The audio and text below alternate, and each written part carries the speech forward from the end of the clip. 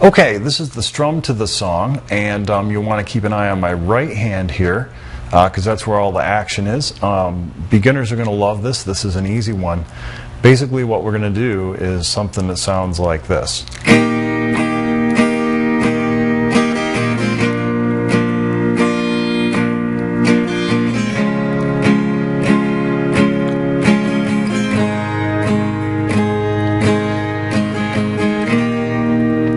And what I'm doing there is just a series of down strums.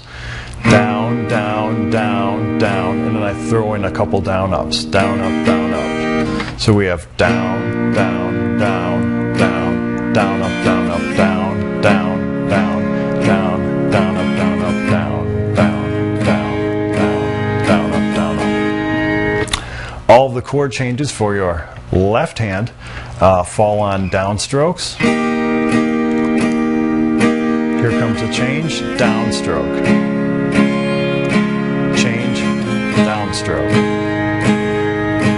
Change, down. Down. So you see how that works. The only tricky thing is when you do the down ups, you have to kind of keep the chord change clean. As you see, I kind of threw in one open string strum there while I was switching. And that's the cool thing about open strings. They tend to ring out a little bit, and in the case of this song, the strum goes so fast that the listener doesn't really catch the fact that there's a couple kind of stray open strings filling out the space during the chord switch. Here it is again. Hear those?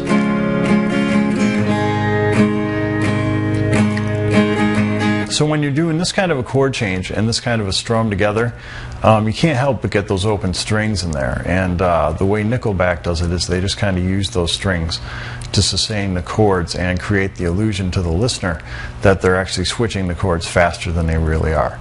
So keep that in mind when you coordinate the right and left hands, and happy strumming.